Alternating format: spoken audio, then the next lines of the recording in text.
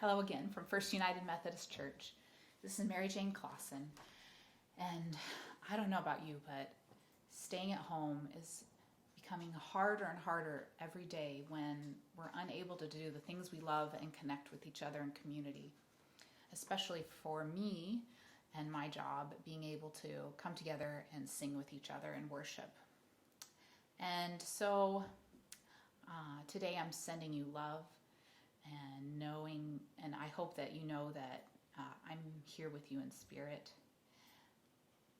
And by way of showing you that, I also wanted to say that one thing that's helping me is that it's spring.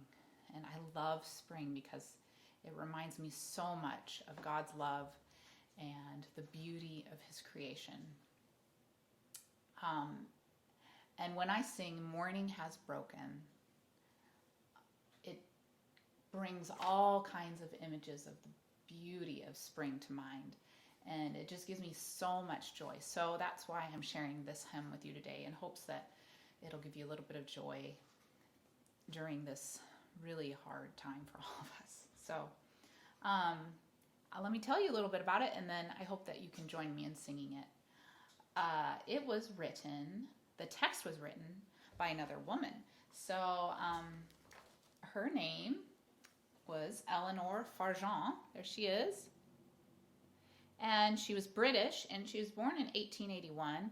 And like Fanny Crosby, she had poor eyesight. She wasn't blind, but she had poor eyesight, and she was a sickly child. But she was born into a very artistic home. Her father was a author, and her mother was the daughter of a U.S. actor. And so they had a very artistic home with lots of, they went to theater and they went to opera. And so I think that because she was a sick child, she used her imagination even more than maybe a healthy child would have. And she even tells of how her and her brother Harry would play an imaginative game where they became various characters from theatrical plays and literature. And they played this throughout their mid-20s. It reminds me a little bit of the Bronte sisters and the imaginative play that they would do together. And she attributes her success in writing as that because she was not just, even though she's really well known for writing this hymn text, she's also a very famous and awarded children's author. She wrote stories and plays and poetry and won in 1955, she won the Carnegie Medal for British children's books. And she was the first International Hans Christian Andersen Medal winner in 1956. So she was just an incredible writer and author and poet. So she lived till 1965. Just a great woman and a wonderful career. So the text she wrote in 1931, and it was set to an old Gaelic tune.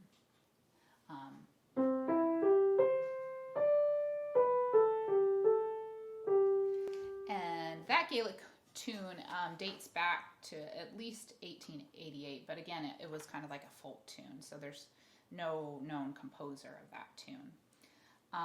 And we do even find it actually published in one of her own publications under the original title, which is A Morning Song for the First Day of Spring, which I thought was great because I always think of spring with this hymn, and obviously it does talk about the new on the first grass, so it does mention spring, but it's fun that was actually the original title that we no longer call it.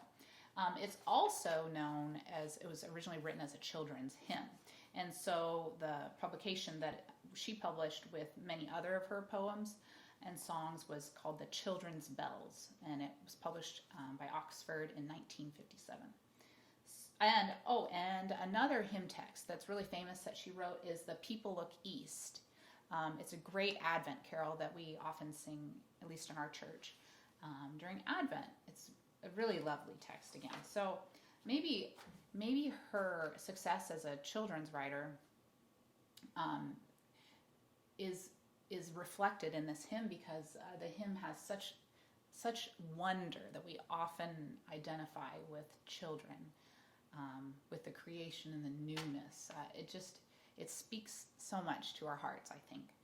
So now this hymn didn't really get famous, though, until 1971, when an English pop musician, folk singer, maybe you know him, Cat Stevens, recorded this on his album.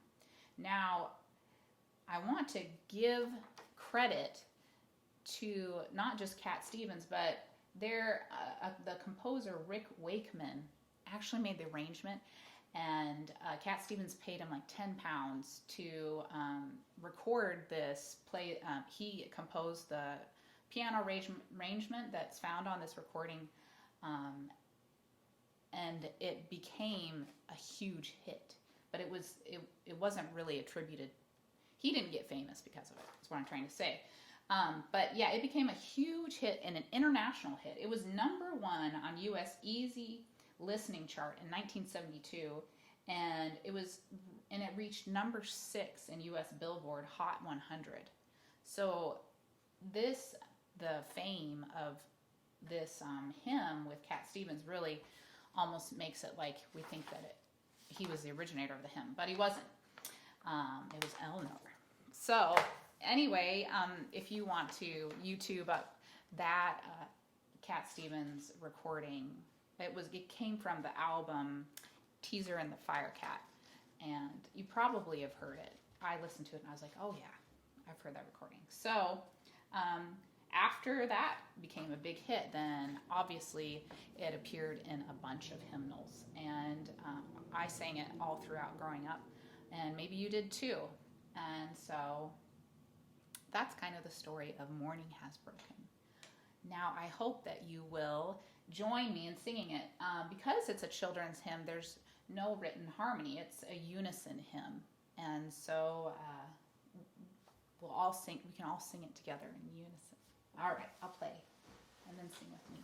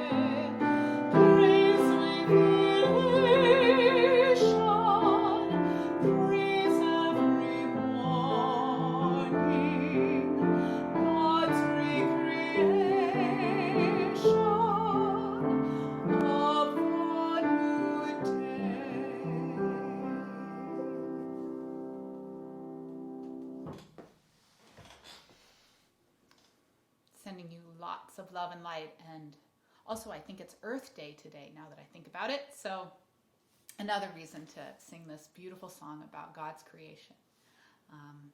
Blessings to you all.